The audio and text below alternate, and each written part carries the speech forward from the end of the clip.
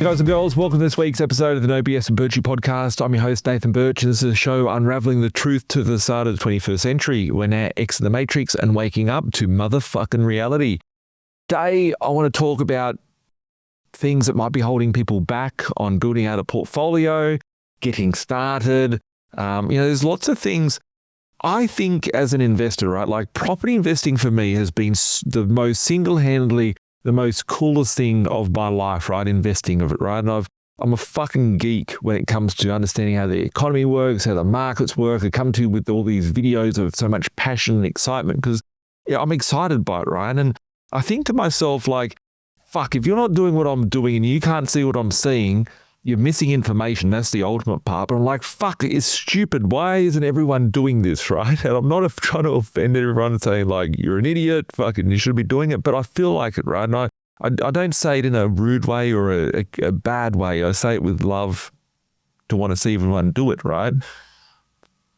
I don't see, right? I think you're fucking stupid if you're going to work 40 years of your life in a job to get paid money that, you're losing all your day, right? That's what I think is fucking stupid, right? You go to a 12-year indoctrination camp, you end up as an 18, 20-year-old, whatever, and you're like, I need to get a job. And you work real hard like a dog until you're 60 and that's it, right? And the system is designed to work against you, right? It's to keep you trapped in that system. So that's what I think is stupid. But most people think, oh, that's what I need to do and that's what I've got to do, right? Why? Because you've been told to from the previous person that came before you, your parents, grandparents, peers, community around you, saying that's what you have to do. Well, it doesn't have to be that way. Where do they get the info from? Where do the other people get the info from? The world was not designed like this, and it's getting worse and worse. I know every year of my life that goes by, it's gotten worse and worse for every single person. And think back through your life and you think the toughness that's hitting people in their lives today, it's never gotten easier or better. There's never been a better time than the time that's gone by. So just a few things to think about. So when I think about investing, I think, why would you want to fucking sell 40 years of your life earning 50, 60, 70, 80, 100 grand a year, right? What are you going to get? You're going to work 40 years of your life, your whole fucking life. You're selling your life to a job, right? You're selling your life to a job. And then, Corona could come, see you later. Don't put this in you, see you later. Don't do what you're told to do, see you later. Oh, we just decided to sell the business, see you later. Oh, the company's collapsed, see you later, right? There's like, you're selling your life. You're like, I'm happy with that, right? You're happy with that, what, $2, $3, $4 million? Fuck, like this, the cost of a human life at 50 grand a year is $2 million, right? I look at $2 million and think, what does it take for $2 million? They're printing trillions of dollars billions of dollars, hundreds of billions of dollars every day, right? They're printing it, right? They're printing it quicker than people are going to be born, right? They're devaluing the shit out of the currency. So, yeah, when I call the No BS with Birchy podcast, we're getting out of the fucking matrix, right? I think everyone should get out of the matrix. So I see it crystal clear. Right? I remember once I was on Channel 7 and Koshi left notes for, I think it was Edwina Bartholomew. So you might find the video out there in cyberspace somewhere, right? And it was like, how many properties do you own, Nathan? How much debt do you have? And there was like a real wankerish question that he asked, right? I knew because his boss told me, hey, the producer of the show said, hey, he left this one for you, right? And I was like, fuck, right? So I copped it. And I was like, this Edwina Bartholomew chick said, how much debt do you have? And I said, $20 million. And she's like, oh, wow, aren't you scared about the $20 million worth of debt? What happens if your property portfolio turns to shit? And I looked at her and the portfolio was worth like 20 million. I was 30 years old, right? I was 30 years old. And I said, well, the property portfolio is worth 50 million, so I'd just sell it and have 30 million bucks. And I looked at the Andrew O'Keefe guy and I laughed at her. I remember it fucking clear as day 10 years ago. And I was like, yeah. And we just laughed and I laughed and I was like, I'd still be worth 30 million bucks, right? And we all laughed and it was like quickly, it was like, oh, let's go to sport now, right? And I was respectful, took off the headset, walked off the stage and I looked at my phone and I thought about it. I was like, fuck, this guy always does. He pissed off Linda, who was being a prick to her last time I went on the show. And anyway, I just thought about it and I thought to myself, I'm worth 30 million bucks as a 30-year-old, right? And that's $1 million a year for my whole life. And for my whole life, I couldn't wipe my ass for the first few years of my life. I wasted the first 15, 20 years of my life trying to learn how to fucking stand up and walk and drive a car and be told ABC and speak English and shit, right? So what business can you have where someone's net worth is going to be worth 30 million bucks, $1 million a year? You'd be a CEO of the biggest ASX listed companies. They don't even earn that sort of money, right? So when I sit here and tell you, hey, property investing is fucking cool, right? That's because it's been my favorite tool. I see it so clear, right? I'm like Neo in black and green, fucking watching it in code, right? And there's so many people out there that aren't doing it. And I'm cool with that, right? Because I need tenants. I need all different things in the ecosystem for me to be able to play at the table, right? Even the dirty central bankers that are out there, right? They go, oh, central bankers are bad and policymakers, politicians, they're fucking great, right? Because it wasn't for the central bank's dodgy game that they got and all these, fractional reserve banking and how the whole system works, we wouldn't have assets going up and flying up with inflation, right? So I wouldn't be able to play this game. So we need everyone at the table. It doesn't bother me. Whatever decision someone makes changes your life, doesn't change mine. I still live in my bed. Whichever way. So I've got more tenants here, great. I have less tenants. I have more people buying. My assets are going to go up in perpetuity because I keep, reducing the currency. So I see it clear, right? So I guess today's episode is talking about, 5 different ways that people are being held back, right? From getting started, like what's holding you back, right? And that's probably my question for you as homework is to really lean in and think like, why haven't I got 20 properties, right? I see all these people. Nathan brings people on the podcast. He does videos. He's out there. He doesn't care. I literally don't give a fuck, right? I say things as they are. Because at that point, because the properties of wealth, it's all being created from property and investing and having a strategy, right? What's holding you back from doing that? That's my question for today, right? And if you don't have the answer, think about it. Lean into it. Think about it. What is it? Write it down. What's holding you back, right? So I've got 5 different questions I made little notes of beforehand. 3 are just pretty generic, and 2 are migrant-based, right? So let's mix it up a bit today. So the first one is I was talking to a first-home buyer that has some money saved up and wants to get started, sees all this stuff. It's like, I'm around it. I want to go and, get involved, right? But what's stopping this person from being able to do that? I don't have the answer, right? But the thing is that, I don't know the exact numbers, so I'm not putting a figure here, right? But let's just assume this person has 50 grand saved up, right? They've worked so hard to save that $50,000, right? They go and buy a property, and then next minute they're like, should have got no money in my bank again, right? It's like that little safety blanket. It's like I feel comfortable with the money in the bank. And I don't have an answer for that, right? Because money is meant to be, it's a vehicle, it's a tool, it's there to exchange, it's a medium of exchange, right? For me, I just think about if I had 50 grand in my bank, which I never have, right? I have it there and it goes out straight away because I'm always trying to grow and expand. Cash flow, it's flowing, it's a currency, it's like energy, it's like water, it needs momentum to make it effective, right? So the cash or the money or the 50 grand in the bank, it's a comfort factor, right? At one point in your life, you had no money, right? Money comes and money goes. But 50 grand in the bank, if you had 50 grand in the bank in 2020 and you have the same 50 grand in the bank in 2025, you don't have the same 50 grand in the account because you've lost the purchasing power over the last 5 years. So the fear that I would have for having 50K in the bank is that I could have bought, 2 cars going back 5 years ago. Now I can only buy 1 car. So I've lost half my purchasing power. I could have bought a full shopping trolley, right? And seriously, when you go to the shops throughout our whole life that have a fucking shopping trolley, right? Which is the big shopping trolley, right? You walk around with the shopping trolley loaded up, pasta, noodles, bloody bread, fish, whatever you're buying from Woolworths, right? Now they have these little trays. They have like a little shelf, right? Because you can't even fill it up, right? Because you can't afford it.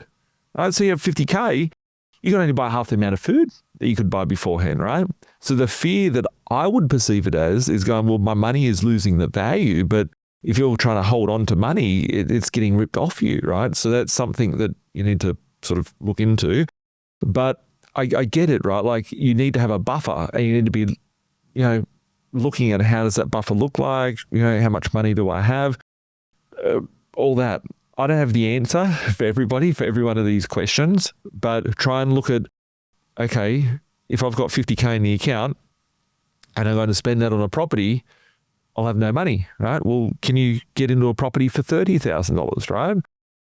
How can you keep the biggest amount of buffer? I'm not going to go below this amount. I'm going to keep that in the bank account. Because what's the fear? What's the thing? The fear that I think a lot of people have is the fear of the unknown because they haven't done it beforehand, right? So I have investors that have 20 properties and then their sibling will come on board or their friend will come on board and they're like, oh, I want to be like my mate. Oh, we used to go to the pub and get drunk and I know he's a dickhead and I want to be like him. How did he get 20 properties, right? And it's like, cool. This is what we need to do. And they'll do one and they're like, they could do 3 or 4 and they do one and they're like, I'm a bit scared, right? And I'm like, just do one, right? You need to turn up and start with the process, right? So it's the fear of the unknown because you haven't done it beforehand and the fear of losing the way. When I wrote down this question, I wrote down a little thing and it was like the safety blanket, right? The safety blanket's being removed, right? Because you've always got cash in your account. But you've also got cash flow coming in from your job. If there's 2 people in the household or in the relationship, well, then you've got 2 sets of cash flow. So that cash will keep going in. You're just hoarding cash, but the cash is losing its value and depleting its value quicker than you can get it. That's the biggest fear that I would see. So, yeah, I don't have the answer to overcome that one, which I know the person would probably be sitting going, oh, I want the answer to that, right? But I think it's a big mindset thing to change that mindset, right? And have a great understanding of how that money is working, or not what's it bringing to you. You look at your account, you got 50,000, got 52,000, got 38,000, got 62. There's going to be someone with less money than you. There's going to be someone with more money for you. Is it just making you feel comfortable having that there is in case something goes wrong? I don't know, right? But yeah, looking at what that can do, like the fear is the knowledge that's missing, right? Would someone that's sitting there with 50 grand go, hey, hang on a second. Like, firstly, is 5 properties more important than that? How could you turn the 50K into 5 properties, right? So 50K, first deposit, you buy for 200 grand, revalue it for 250, pull out 40 grand equity, save another 10 grand, there's the second property, right? Come back, pull out equity, buy another one, right? That the fear is holding on to that capital, which A, is losing its value, B, could be out there working and doing other things for you. You know, someone goes to work and they earn an income. Well, I look at a portfolio, my investors, myself, like there's no greater job out there. As I said, $30 million, they're laughing at me, right? Going, oh, you've only got, what happens if you got all this debt, right? Well, my properties have gone up greater than anything that I could earn, right? You guys watching this, right? You might have a friend that's like that, right? If you've got the property, you might have a friend that's got the properties, right? How much did your properties go up in the last year? You got 5 properties at 200 grand. They went to 220 grand. Only went up a little margin of $20,000. 5 of them, there's 100 grand. You've got to work on 100 grand. Your properties are working harder than you and you're doing all the heavy lifting. Your properties are just sitting there doing their thing. So putting it in perspective, but the fear of unknown, right? The fear of you haven't done it before, right? Is probably the biggest thing that's holding on back on that front. And then the second one that I hear, which is this is probably the biggest thing that holds most people back in investing, is a partner, right? Boyfriend, girlfriend, husband, wife, whatnot, being on the same page. Because quite often I'll be like, oh yeah, he's a bit more aggressive than I am. I'm just happy. I want to pay off our mortgage, right? So I don't know, I'm being very stereotypical here. I'm not offending, right? I've got chicks that work in the mine and the husbands that look after kids, right? There's all different things out there. But let's say the chick's at home, she's taking care of the family. She doesn't want to see a debt attached to the house of $500,000. She wants that paid off. The husband, he's working fly in, fly out. He never gets to see the kids. He's earning 200 grand a year. He just doesn't want to fucking be away anymore. He's got a big motivation to replace his 200 grand a year income, right? The wife wants the house paid off. Husband wants to get out of his job. Who's right, who's wrong, right? They can half do a bit of here, they can tinker over there, and then they get nowhere because they're heading in 2 different directions. So it could be anything. It could be that, one just doesn't like property, one likes shares. It could be that, whatever the concern may be. if that's the issue, I think it's important that two people need to be on the same page with, what their goals are, right? Or I think, well, when people call me and they say, well, when they come on board and I'm working with them as an investor, my first conversation with my investors is like, what are you trying to achieve? What's the goal? Oh, I just want to buy 5 properties. But why do you want 5 properties? What are those properties going to do? Like hone into what is the strategy? What are we trying to do? So if you've got 2 of you, where do we want to be in 5 years, right? How do you get your partner on board, involve them, and how is it going to lead back to that, right? They just think you're off trying to spend millions of dollars on buying shit that other people are going to live in, right? Or into some bloody stupid videos of cult that you're watching online, right? Here's Birchy, right? But not looking at, okay, how's this going to impact their life? So if you want to bring them in closer with your goals and align them, work on it together and, okay, partner, where do you want to be in 5 years, 10 years? Like, I want us to get serious about our relationship. I want us to be able to, we want kids. Okay, cool. We go have kids. I'm going to have to go back to work after a month, right? We're going to have to pay for this mortgage that we're in. We need to work out the mortgage situation. We need to work out, how do we get me out of the job so I can stay home and look after the kids and I don't have to send the kids off to daycare and have someone else raise them, right? They're the important things. What are the important things for the partner? Okay, cool.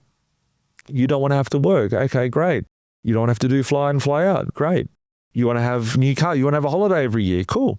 Okay, this is what the cost is going to be. We need an extra 150 grand in the salary each year. Can you go work harder? No, I can't. I'm fucked. Okay, well, so you just want to be happy with the life that we're served, or are we going to do things to improve that? Oh, well, how can we do it? These properties are shit, right? Like, who wants to buy a shit box in Mount Druitt? It's never going to go up. Who wants to go do this? Okay, well, let's go look at some data, right? If we need 100 grand extra passive per year, that's 2 grand a week. I need to have 5 properties. Let's collectively get 5 properties. 5 properties are too much debt, whatever the fear may be, right? So the thing is going, okay, let's break it down. 100 grand a year extra income is what we need for us to have the happy life we need. That's going to need us to get 5 properties. Cool. We've got 1 deposit. Let's start with 1. Sometimes when you say, hey, we need to go, like, I don't know, right? I don't know the dynamics of anyone watching these videos, but someone could be like, yeah, I see it so fucking clear like Nathan does, right? But my fucking husband, my fucking wife does not see it, right? How do I get them on board, right? You're coming in going, oh, we're going to buy 20 properties. Birchy said we get 20 properties, I can retire. Fucking yeah, right? But that sounds just too overwhelming, right? You guys have seen these videos when I was a fat fuck and I've lost some weight over the last few years, right? I've been going to the gym. And I knew that I needed to get back to the gym, right? And I used to go to the gym all the time. I used to go to the gym like 8 times a week. Sometimes I go twice a day. And I thought to myself, shit, for me to get back to where I was 10 years ago, that's like too much hard work, right? It's just too much hard work. So I avoided the gym. I wouldn't look at the mirror when I was fat bastard, right? But I realized what I needed to do is go to the gym and lift the weight. And when I go to lift the weight, I'm like, oh, that's okay. I can lift a heavier weight, or I can do something different today. I'm going to push to get there.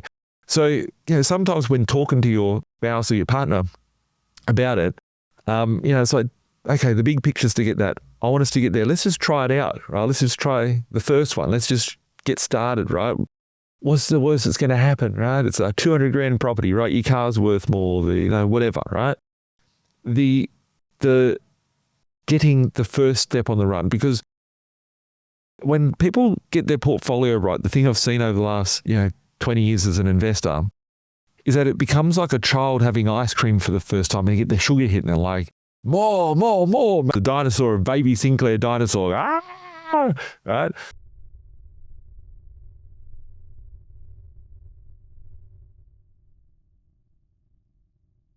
When people realize that they've just bought an asset for 200 grand and a month later or 3 months or 6 months later, they've revalued it for 100 grand more, they're like, what? That property's not worth that. I only paid 200 grand for it. It's like a sign of disbelief. And they're like, ooh, cookies, cream, right? And they want to keep going and pushing and buying more, right? But it's getting that hit, getting into the habit. I didn't sit here 22 years ago, going, yeah, I'm going to buy fucking 200 properties, I'm going to buy 100 properties. I bought like 9 properties this year. 9 properties myself this year. It's only February, right? Start of March, right? I was thinking, fuck, if I get 10 properties, I'd be so happy, right? things change, people grow, you'll learn along the way. So try and, align your goals, work out a couple goals and work on things together would be probably the best advice that I could give to a relationship, and have them, they're like a baby, right? To your goal. You've got the goal, you know it, right? But they don't know it. They're just coming along. I'll put Married at First Sight on, dang, right? Whatever. But they're not like, you need to just drip feed it. Like, today I heard about this person that, I'm just going to make up an example, right? This is, say, one of my staff, right? We had an event the other day and this wife come along and she was like, yeah, I want to get, this is great, right? He was going home for the last year or two going, we need to do this, right? And then she saw it and it's like, yeah. So it might just be, how's your day, love? Oh, it was great. I saw this guy last year and he only had 50 grand and now he's up to his 8th property, right? Like just drip feeding the stories and information, because then it builds curiosity and, it's not just pressuring. Like imagine someone say, like, I don't know, in a relationship, fucking mow the lawns, clean the house, right? It's like, shut the fuck up, right? Leave me alone. It's too much, right? But it's like, hey, the kid got lost in the lawn outside, I think. I'll help you. Yeah. Oh, yeah, that'd be great. No, I'll mow the lawns. Don't you hurt your back. I'll do the lawns, right? The way, the technique needs to be worked on. I don't know, spouses. I'm not here to give NLP. I'm not here to give relationship advice. But if one way is not working, try and collaborate. And I've seen so many people where the spouse has been the handbrake and then the spouse changes over time and it's like everyone's working together. So it's, don't give up hope on that. Third one would be the relationship with debt. They're fearful of debt. That's probably the biggest one out there. What happens if it goes wrong? What happens if a tenant screws up? What happens if, the place gets trashed? Well, you got to put measures in place, right? That's why I talk about buying things below market value. If you're buying at below market value, things turn to shit. You can sell it off and get your money back, right? Even if the market goes back by 10%, you bought at 10% below market value, you're out without bruises, right? Might get a couple of bruises. It's the worst case. You're not going to lose your arms and legs, right? What happens if the tenant crashes the place? Well, you need to have good property managers. You're going to have insurance policies in place. You're going to have processes, systems, and procedures throughout your journey to make sure that you're minimizing that. You will not have 20, 30, 40, 50 properties in your portfolio and never have a tenant fuck you over and cause trouble at a property. You can say, well, I'll put a tenant in there and I'll give them good cheap rent.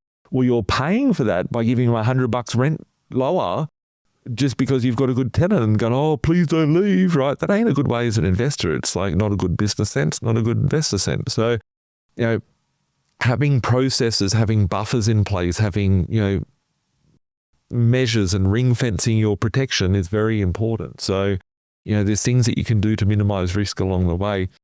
Another one that I've heard is moral issues, right? Like, you can't take advantage of people. People are just trying to have a roof over their head, blah, blah.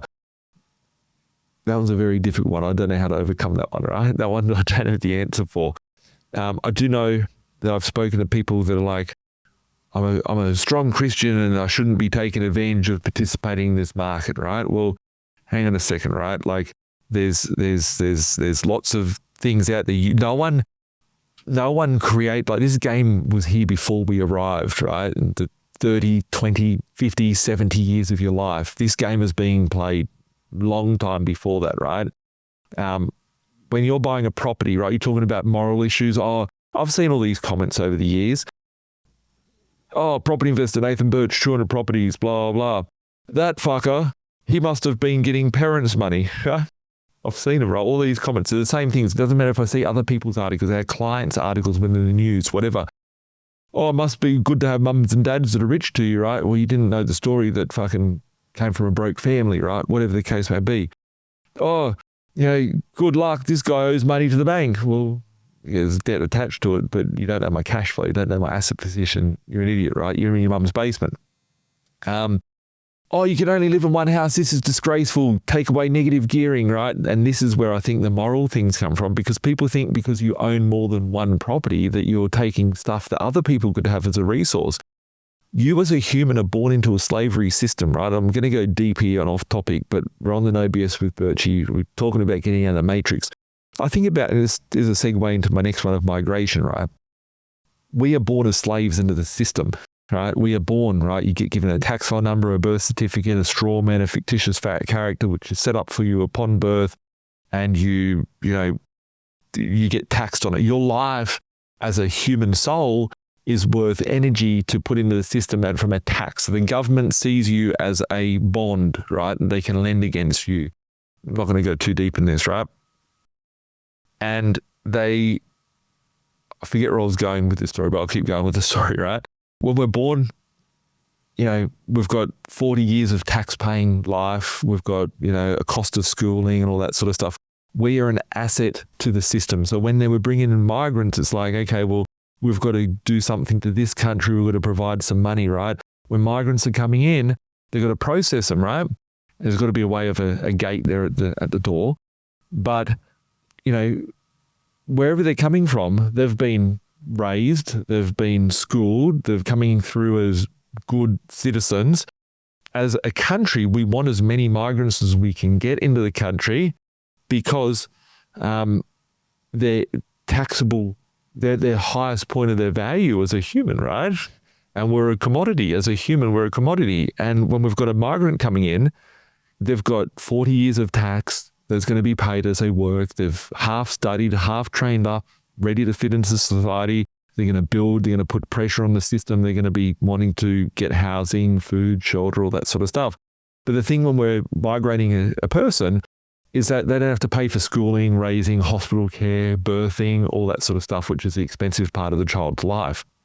So, as a system, the whole system's much deeper basis commodity based. You think because one person has 200 properties or one person has 10 properties or 20 properties is the problem with the system? It's got nothing to do with that. It's got all to do with the fact that they manipulate the currency that we use, right? So some people will sit there, they're always right, oh, it's disgusting, these people. The way I see it is that if it wasn't for me, right, I reckon 80%, so in the country, there's only about 3% of properties that are renting under $400 per week today, right? Very, very minimal amount of properties that are renting for under $400 per week. They're affordable housing. I reckon 80% of those properties between myself, you guys watching this, my community, my businesses, would probably look at 80% of that affordable property, right? Someone could sit there with a fucking, on the internet saying, oh, you're a prick for owning 20 properties or whatever. We're providing the most vulnerable people in this country, the most affordable housing as possible in the country. And if it wasn't for us being able to do that, those housing would be taken away. There'd be less rental stock in the market. You'd be paying more rent. Your poor friend, auntie, uncle, relative, person that you've come across in the day wouldn't be in a house and there'd be a bigger housing crisis than what there is, right? The media, which I know quite well because I've been on TV hundreds of times over the years, will sit there and beat up anyone they can, but they've never spoken about the fact that they've commoditized us and enslaved us to a debt-based system of currency, and everyone's just big debt slaves stuck in this system of the matrix, right? So, yeah, moral issues, doesn't matter whether it's, hey, you're taking houses from poor people, or whether it's, hey, my religious beliefs are stopping me from doing that. I remember someone maybe 4 years ago that said, hey, I'm a heavy-duty Christian, and I don't want to get into, religious beliefs or anything like that. I know lots of religious people out there from all different walks of life. I know Muslims that have dead. I know every religion that we see, right? And I know that in the Bible it says, I don't quote me on this, right? Because I don't like quoting religion. Once again, I'm going to the territory, right? But building wealth and making money, it's a responsibility of a family, of a parent to leave an inheritance for a child, right? And how to make money, it's just a belief, a personal one to overcome. I don't know the way of overcoming that thing. Once again, I'll look at it from what am I contributing? In someone's eyes, Nathan's an asshole in the world, and in some other eyes, it's like Nathan is the greatest guy I've ever come across, right? It depends who's looking at it, how they're interpreting it. In your life, they're going to see it as you. Some people will hate you, some people will like you, and you can't change that.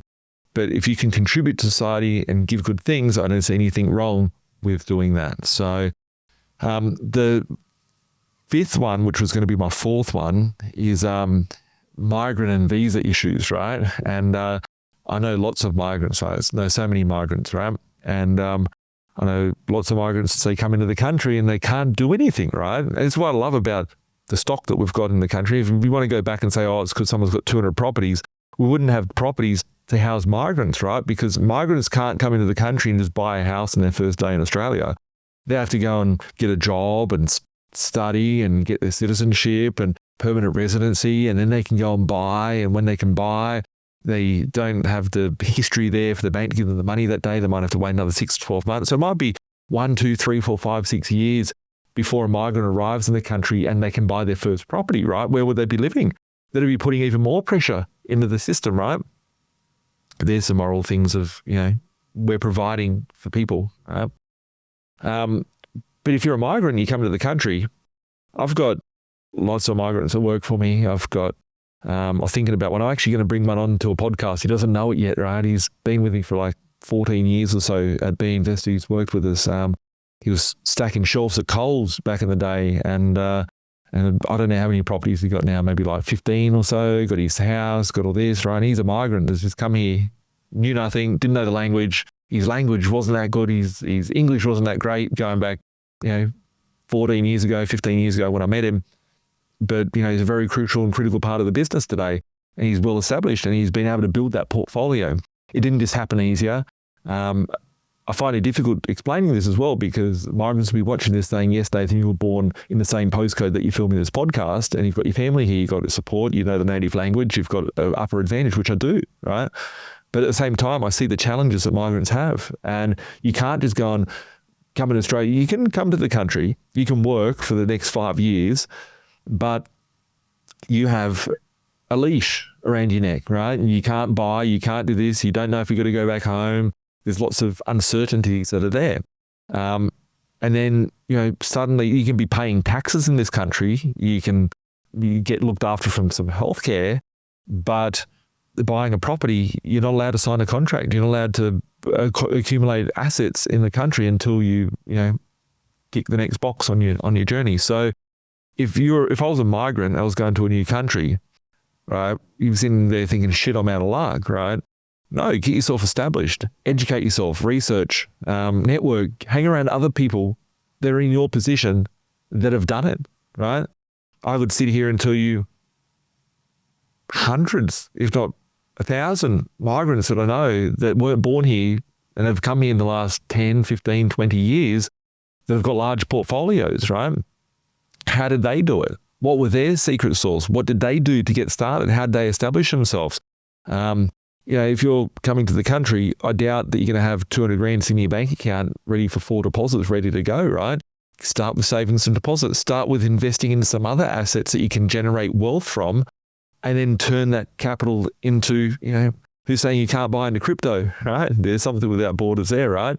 Who's saying you can't invest into precious metals, right? Why would you want to have 50 grand in your account? And it's losing the value when you can buy 50 grand worth of gold. And 2 years ago, it's gone up by, 70%. So there's different things that you could be doing whilst you're waiting for that little box to be ticked so you can, pass on to the next stage of your journey. But don't give up hope, right? I was 13 years old. If I was to talk about my not having a visa, right, and me being a migrant, I wasn't in the realm of being able to play. I was 13 years old and getting excited by property investing because that's what I wanted to do. I had to do it. I wanted to do it. I knew it was a ticket to freedom and having a good life, right, at 13. But I couldn't sign a contract till I was 18. I had 5 years twiddling my thumb, doing nothing, right? But I worked hard. I saved my deposits. So I was ready. So the time I turned 18, it's like, yes, I'm turning 18 today. I can go buy a property, right? Let's start looking at properties. Let's go buy a property. On my birthday present, I wanted to get a home loan approval, right? But that was what I was leading up to, right? And I couldn't do that for 5 years prior. But I got myself. I tried to educate, research, build my strategy. And when I was 18, I had a better advantage than all the other people that were 18 because they never even thought about it until they were 28 or 30 or whatever, right? So if you're a migrant and haven't got your residency, look at doing that. And the sixth one, which is probably my final one today, which I see with migrants is when you go into a new country, I couldn't imagine this. When you go into a new country, you don't know what, right? I see a lot of migrants get screwed up on certain things, right? If I was to hold a seminar, this is one thing I have noticed, right?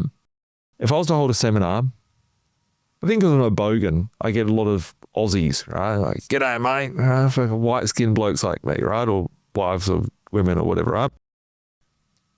But if I went to a seminar about property investing in the country, I reckon 9 out of 10 attendees in the crowd would be migrants that weren't born here coming along because they're excited. They've got a bigger burning desire. Aussies, by a lot, have been lazy, I've seen out there, right? And I'm not trying to get into political, racial things, right?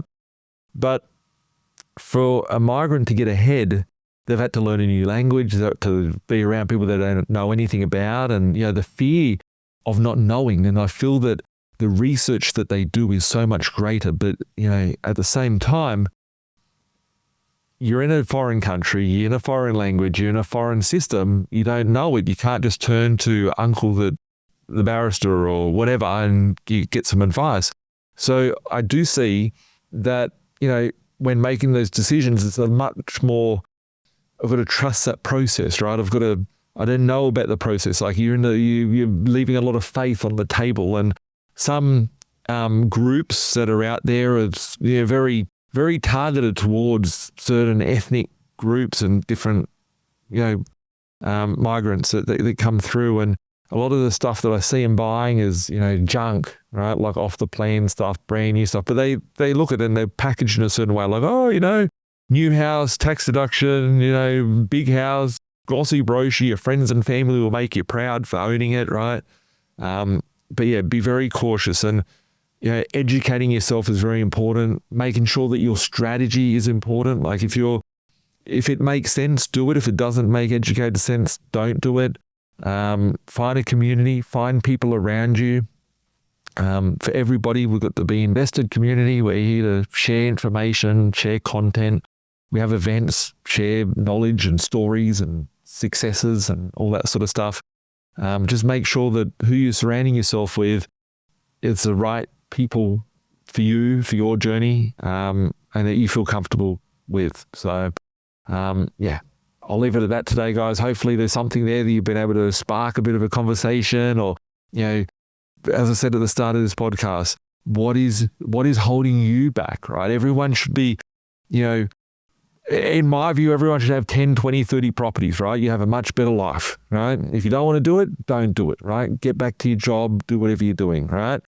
But if you do want that, more choices, more options, more freedom, look at it and think, okay, well, that's what I need to do. What is stopping me from getting there today? And there might be like 10 different roadblocks, right? You might be a migrant with no money, with a spouse that's not supportive, right? You could have all these problems ahead of you, right? And you have to break one wall down at a time and work towards getting there. If you got one of those real issues, right, well then, you got to work with it and do the best you can. But if you don't have those issues and it's all in your head, well then, you're the issue. No one else is going to change it apart from you making a change in your own life. So if you need help questioning stuff or wanting to find out more information or discussing strategy or going, hey, I'm stuck, right? Like we're here to help you. That's what we do every day. People don't come to us and say, hey, I've got 20 properties, I want to get to 30. People come to us and go, how do I get started? I've got no money. I want to get my first one, want to get my second one. I'm stuck. What do I do? So hit us up, 1300 367 925, admin@binvested.com.au, and make sure you tag your friends, your colleagues, whoever it is that needs to hear this, and we'll catch up next Thursday. See you later. Bye for now. Like Bilal said, man, we're stuck in the matrix. This my advice, don't care if you take it.